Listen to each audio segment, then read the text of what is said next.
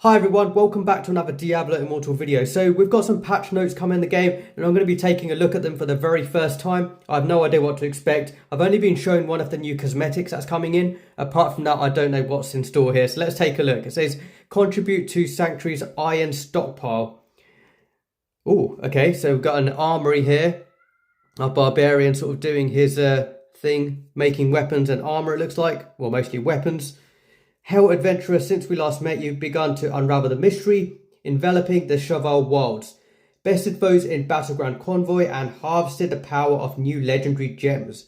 This content update introduces the new Iron Stockpile, limited time event, the Freed from Reason Battle Pass, and a handful of feature updates. Cool, okay. So there's a maintenance on 1st of April, and then this is going to kick in after that. So yeah, it's got 2nd of April. So starting on 2nd of April, the server time will be thrust forward by an hour for all European servers. Okay, so yeah, this is coming very, very soon. So we have the Iron Stockpile limited time event.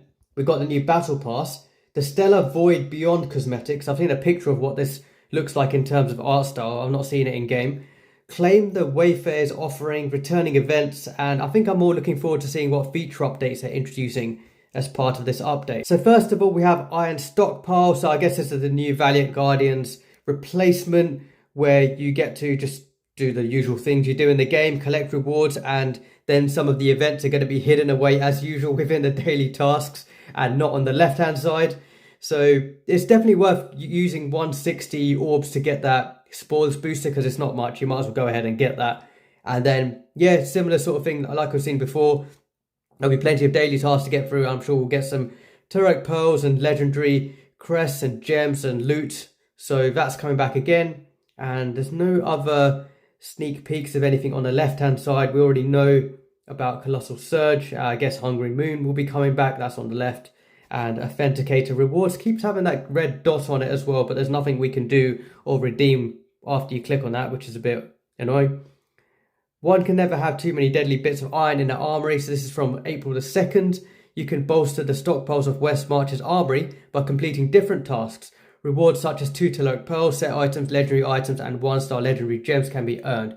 So the expected type of rewards, just sort of rotating around and just starting from scratch again. Iron Stockpile progress can also be earned by participating in the following events. So you got Survivor's Bane, Trial of the Hordes. Oh, just those two, fair enough. Okay, Trial of the Hordes is a really quick and easy one to get through. I'd recommend not skipping that one. Once you get a build that you're familiar with, it doesn't take too long just to cap all the rewards. Survivor's Bane takes a little bit longer, but there are a few tricks that you can do. But it is a fun one to do, and Survivor's Bane does give you a ton of loot and gold. Okay, so this is the artwork for the new Battle Pass, Freed from Reason. I quite like this piece of artwork. They're like quite menacing, and there's a guy like kneeling down, sort of begging for mercy, it looks like, before they kill him or something. I like the artwork on that one, that's really cool.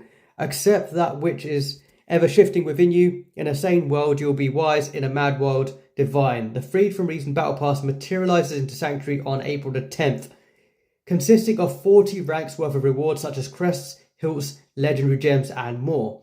So this Battle Pass might be a good idea to start hoarding your Battle Pass points as you get closer to Paragon 800.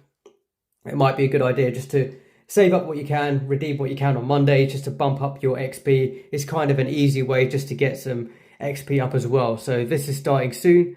Let's take a look at this clip. Okay, so it's very red. Probably one good for Demon Hunter and Blood Knight. Lots of spikes in there as well.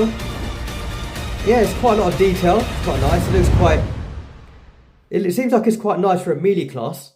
Okay, just pausing that there just to take a closer look. So yeah, I like the detail. Quite sharp armor. It's yeah, very red. If anyone likes that sort of color theme, this is a nice one to go for as well. I think it looks better on some of the males than the females for this one, I think. And some of the more melee classes it looks nicer on. It looks quite menacing, especially the helm as well. I do like the spikes around the edges as well. So yeah, that's pretty cool. Nice Battle Pass. Look forward to seeing that on certain characters in game. And then we have the new Phantom cosmetic, Stellar Void Beyond. Stellar Void Beyond, I think that's what they're calling it. Now this is really similar to another Void cosmetic that we've already got in game, which is like a purple one. The shield and the weapon, it looks really similar to one that we've already got. I hope they've not just taken that and just changed the color and they're sort of asking for a lot of money on the same skin, but just a different shade of color, because that would be pretty bad. We'll have to see what this looks like in game and what sort of special effects it has as well. The stars are eyes that do not shed a tear for the fallen. Tap into the impartial power of the cosmos with the Stellar Void cosmetic set. So yeah, we'll have to see what this actually looks like in game on the different characters, and if it is just the same Void cosmetic that we've already got but just a different color, and if there's anything special about this one which makes it worth going for. It doesn't look too bad. I quite like it. I like the color scheme. I like the armor. I like the helmets as well. They look quite menacing. This might be a nice one for Necromancer as well. And I've never gone for a Phantom Market cosmetic yet since I started on day one launch. I've sort of stayed away from all of them. There's not been any which have really gripped me enough to really want it for my Necromancer in terms of the color and theme, both in one. So I'm still sort of waiting for the one to go for when it comes to Phantom Cosmetic, and once I get that I'll be keeping that for a very long time, but I'll see what this looks like in game anyway. Then claim the Wayfarer's offering. A complimentary set item is waiting for you on battle.net, so make sure you go over to battle.net and claim your free set item. It's really easy to do. You just need to click a button and have your account linked, and then when you log in the game, in the mail you'll get the set item for free. It's just worth doing it. It's just a free loot, why not? And then we've got some returning events. The exciting one here is Winds of Fortune. So Winds of Fortune is coming back, and fingers crossed we get a Mirrored Jewels event as part of this Winds of Fortune, because we might have a higher chance of getting some duplicate Colossal Engine gems. So we've got Winds of Fortune coming back. Looking forward to clicking on that one. And Survivor's Bane, which is a fun one. Conqueror, I'm not too keen on. Hungering Moon is pretty decent. You just have to remember to redeem it when you are doing dungeons. Trial of the Hordes. That's a quick and easy one to get through. Once I've capped all the rewards for that, not the actual ranks in the leaderboards, but the other rewards, I don't really play it much after that. But it doesn't take long. And Shady Stock isn't too bad, just for the free set items and legendary items. So they're returning, and you've got the dates there. Now, this is what I'm interested in the most. Now, what feature updates have we got coming in the game? Battleground Convoy has only just come out. It's one of the new Battleground maps that's come as part of the Withering Wilds update.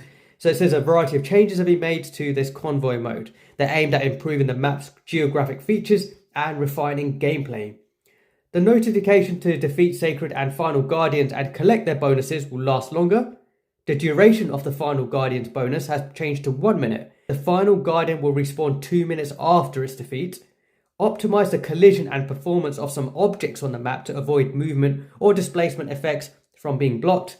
And remove the healing skill from staff wielding Sacred Guardian to avoid an excessive time to kill. So some nice improvements, probably based on a lot of feedback that people have been giving since they've been playing Convoy, and it's quite nice that they've done that. So I look forward to checking out that new mode with those changes. And then we've got even more combat rating changes coming to the game. And then the Inferno 5 Helicary bosses have had some changes for their CR requirements here, as seen below.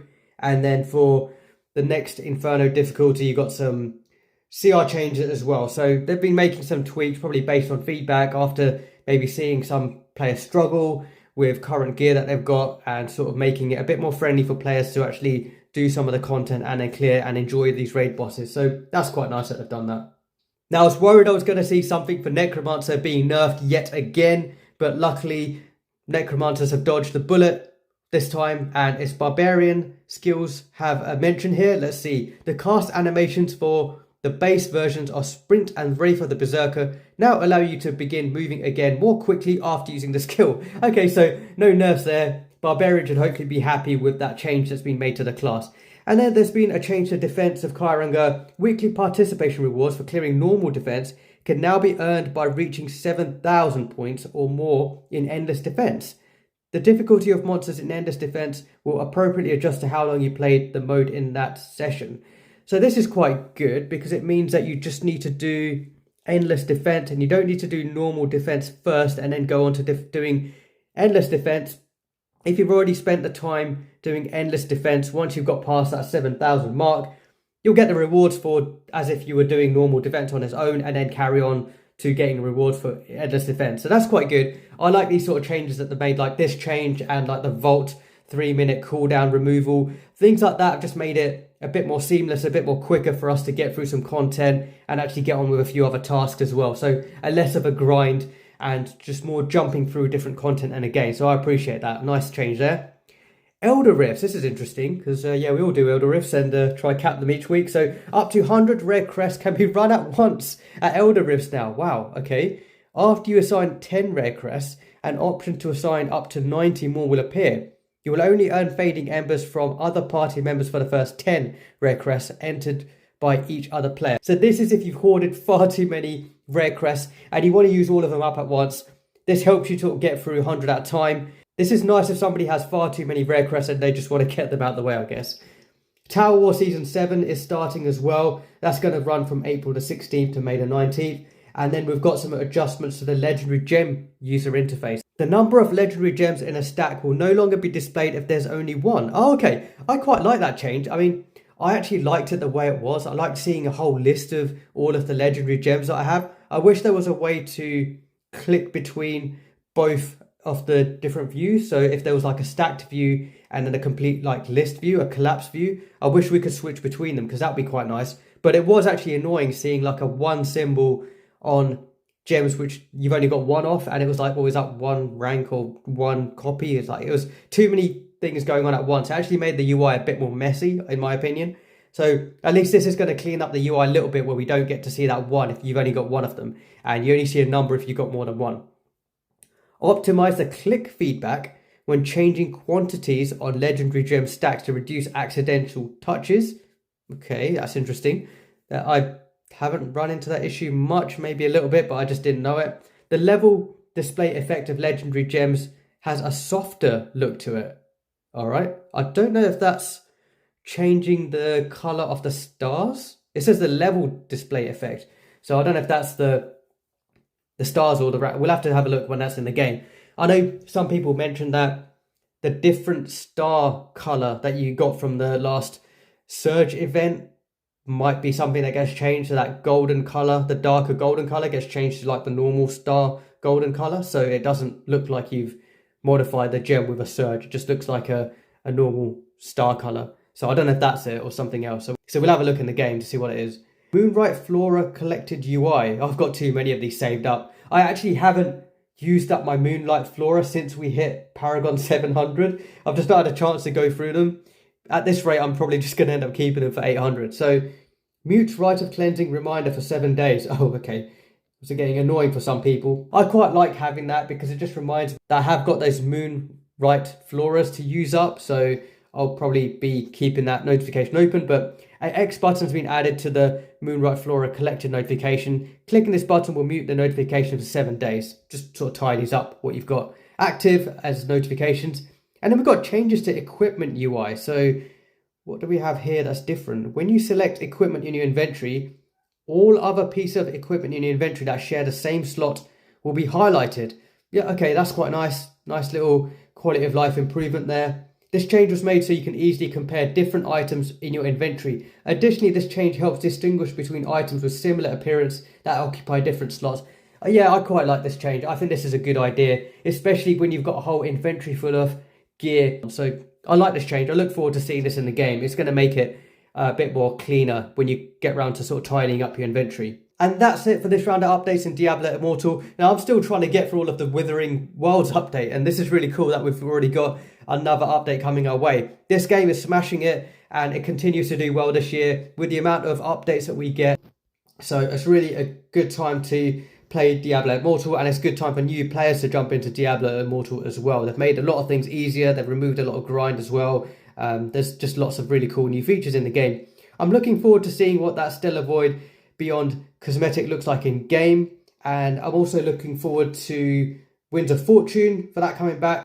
And the other things I'm looking forward to, I like the simpler things, to be honest, like the UI improvements and things like that I really like. So I'm looking forward to seeing what these UI updates look like in the game. So yeah, that's pretty much it for this video. Hope you enjoyed listening along to the updates that are coming in the game. I liked going through them for the first time. I quite like seeing what's to come. I get a little bit nervous just in case there are any Necromancer nerfs that pop up, but luckily we escaped that this time round. So yeah, hope you enjoyed watching, and I'll see you on the next video, and have fun in game. Bye.